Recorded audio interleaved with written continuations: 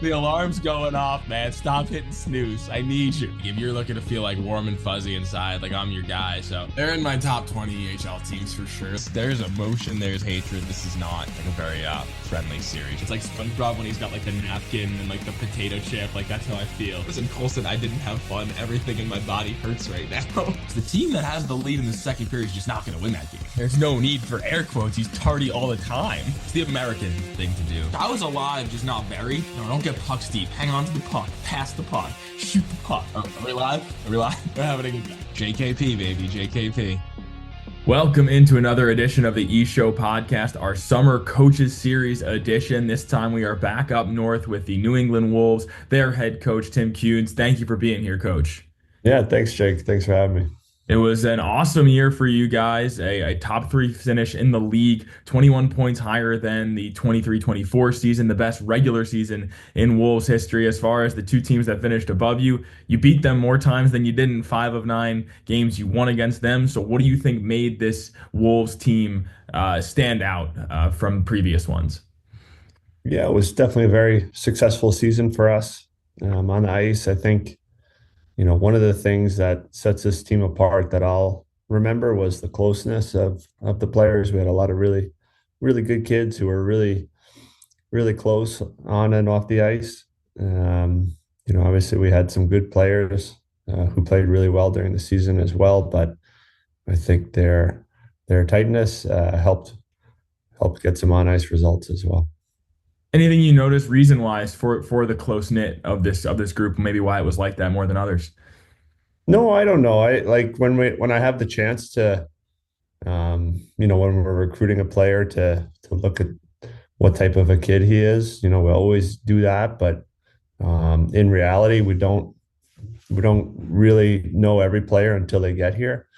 And so we had a lot of really high character kids on the team last year, which was, obviously as a coach, that makes it enjoyable to work with those kids.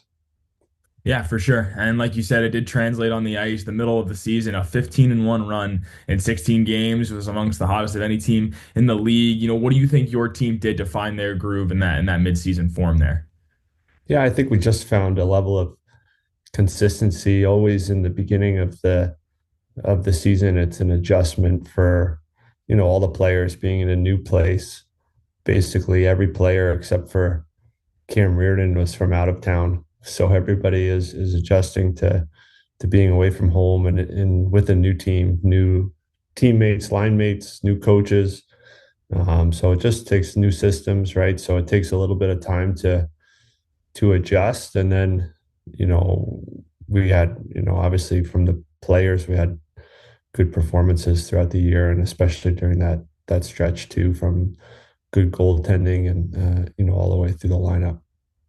And after that, did have that 500 stretch where you and I got to talk before the Walpole game, and that's where things kind of turned around, winning 5 of the last 6 of the regular season. So, were there any adjustments that you guys made heading into that final stretch to kind of get back to what you were doing well? No, not really. I think junior hockey is a long season. There can be sometimes some ups and downs during every single season. So really, we just had to get back to it, and then what made us successful. And we did finish the regular season well. And during that time, we also talked about how you guys were set in that second place position. You guys knew you were playing the Lumberjacks for a while. The North Division was set before any other division in the league. So was that weird or difficult at all, for the group knowing their place was set a month before, the season ended? No, I don't think so. We as a team, we'd always had the playoffs as a goal for our team, and having success in the playoffs. So really everything was trying to build to that point. And then for all the players, they have individual goals in addition to the team goals. So I think, we were a motivated team even when we knew that we would be in second place there. And at that game that we had these discussions, it was another 1-goal game for your group where you guys finished with a win 14-4-1 on the season in 1-goal games, which is, amongst the best in the league. So what do you think made your team so effective, not only in like nitty-gritty hockey games, but also 3-on-3 hockey? Yeah, well, 3-on-3 first is something we definitely work at throughout the season, just because those points are on the line, and our league and our division especially seems to be really competitive, and we expect that again next year. So every point is important in terms of playoff positioning. But I think the strength of this league is how competitive each game is. So, that we had so many games that were close like that isn't surprising. And then, it just speaks to the strength of the team we had last year that we were able to come out on top in those games. And what do you think it does for the individual players when they get to play in situations like that? I mean, 14-4-1, that's, almost 50% of a season. Yeah, for sure. I think every experience you get as a player is something that can help you grow and develop. And the main goal of our program and our team is to help players develop, right, and to improve their game and get better. And so, being in close competitive games throughout the whole season, like it's next year we'll have 50 regular season games. So for a lot of players, that's more games if they're coming from a prep school or something like that. So, being in those games throughout the year and having the focus, even when it's the middle of January and you've already played a bunch of games, and it seems like there's still a lot more to go. Being dialed in for every game, because if you don't show up for a game, we can drop points there. And at the same time, if we're ready every single start, we can come out with a good season like we did this past season. Absolutely, expecting a lot more tight games, especially now with the Wizards in the North Division. It'll be another great year. But getting into some of the individual guys on the team, one of the things the Wolves does the best is incorporate young guys into an EHL lineup. Obviously, Harry Kramer was one of the best players in the league. Philippe Miguel Miron, he'll be back. He will be back for you. He was an '06 as well. Ryan Sember, I've known all my years in this league. He is a veteran as an '06 at this point. So, what do you think makes your organization so effective in getting the young guys involved and impactful so early? Yeah, I think for me, we've had the youngest or one of the youngest teams over the last 3-4 years each season.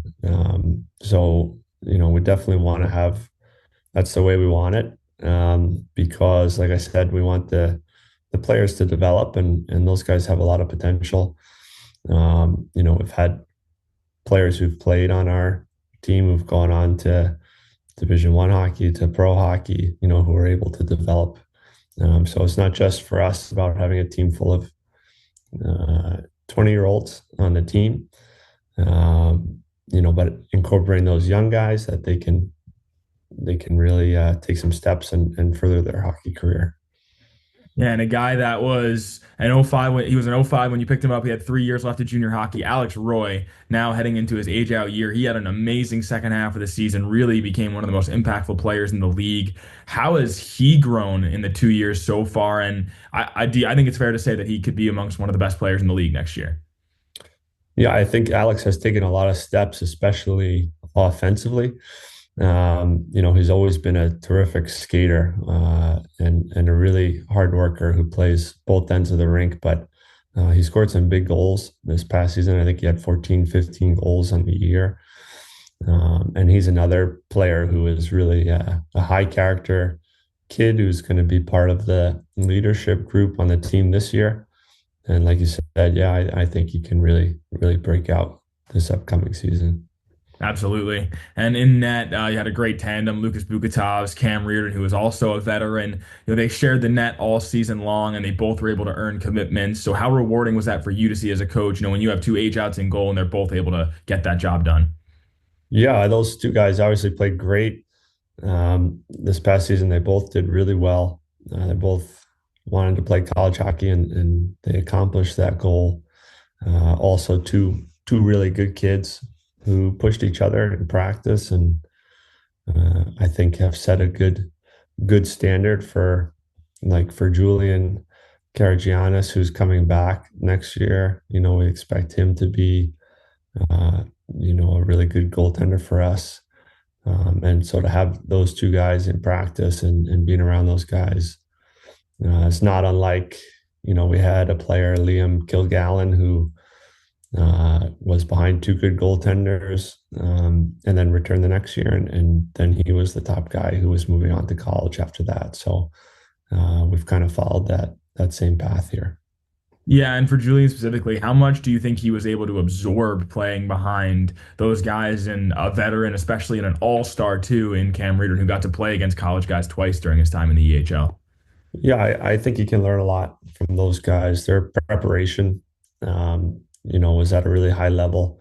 They're both serious guys who are also hard workers and good teammates. So, they were, it was definitely a good goaltender crew last season. No doubt about it. And we, of course, have to talk about the EHLP Wolves team, who is, amongst the best in EHLP history. We'll see a lot of familiar faces either getting called up or returning for the premiere. So, getting a front row seat to what they were accomplishing game by game. How was that for you as the EHL coach?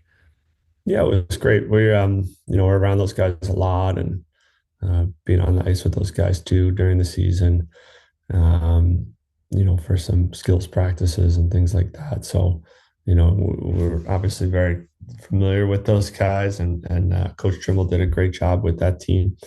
Obviously, a ton of success last year. So yeah, it was.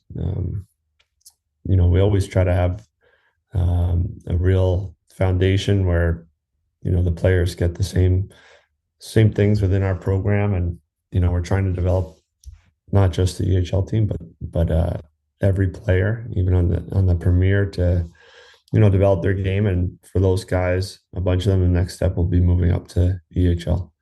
Yeah, and you have a trio of them that were the best line in the EHLP. Charles Etienne, Cam Plum, and everybody's favorite captain, Zach Spicuzza. They'll all be moving up. So from your perspective, what enabled them to be as dominant as they were in the EHLP this past year? Yeah, I think they all bring something different. Great kids and hard workers. But they've really, I think obviously they showed really well during the season, but they've also developed throughout the year too. So they've raised their level even throughout the course of last season.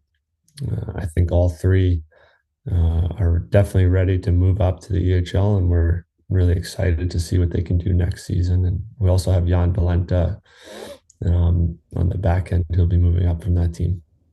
And because this is me, we have to talk about Zach a little bit more specifically. Obviously, one of my favorite players and people in this league. He's one of the longest tenured Wolves dating back to youth hockey. So for his age out year, him to be able to earn and make this jump, how special do you think that story is, to the Wolves organization? Yeah, I think it's really special. I think Zach is a great kid. He's a really good person. His father, Joe, has worked closely with some scheduling stuff with our youth program, and Zach has, like you said, been a long time Wolf.